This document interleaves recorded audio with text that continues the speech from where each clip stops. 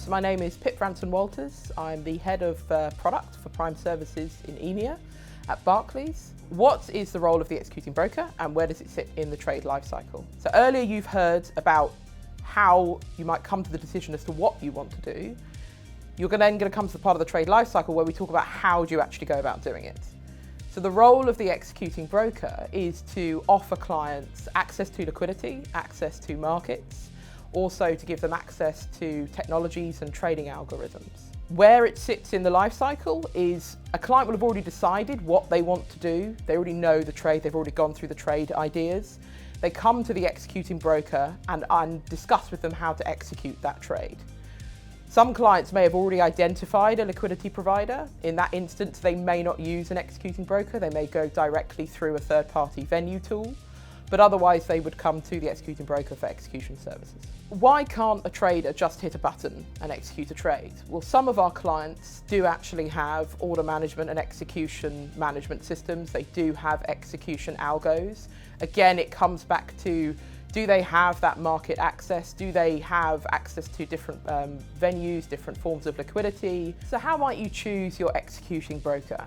You'll be considering things like their execution capabilities. So what is the portfolio of offering they can give you? The other thing you might be considering is price. So when you're looking at what do you as the client, what is your execution intent around your trade? Therefore, what benchmark are you looking to hit?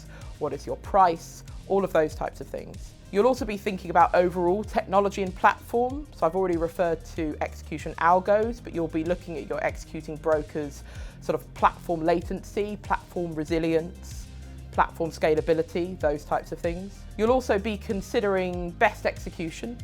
So this is not just about how they go about doing the trades, but how do they actually perform? What grade do they get on their homework effectively? When we onboard a client, we go through the usual KYC and compliance checks, but we also discuss with them their execution needs. So what type of execution are they looking for?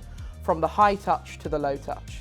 That dictates what they're actually set up for, what channels that we create for them. As a result of that, that then dictates when they want to execute an order, how do they interact with their executing broker?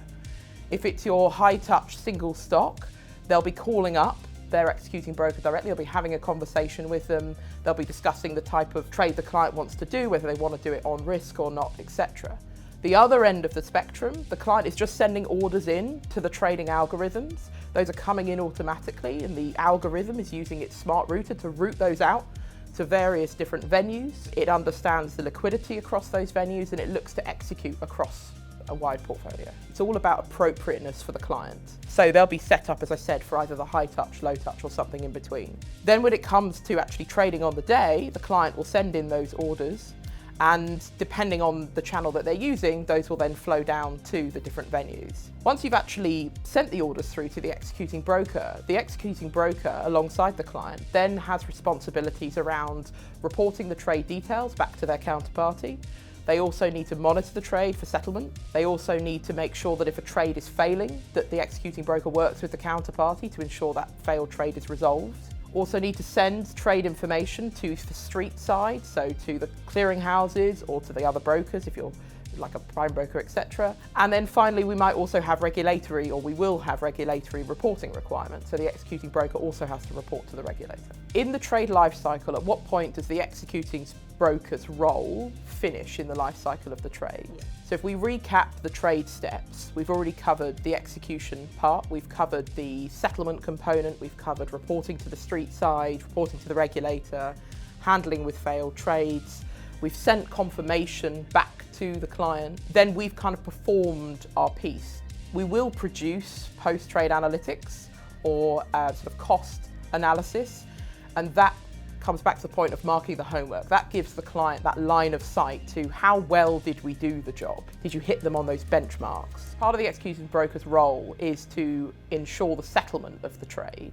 Once the trade is settled, the trade is settled, the trade is done. As it relates to the trade life cycle, prior to clearing and settlement, the executing broker or the execution process is the final stage.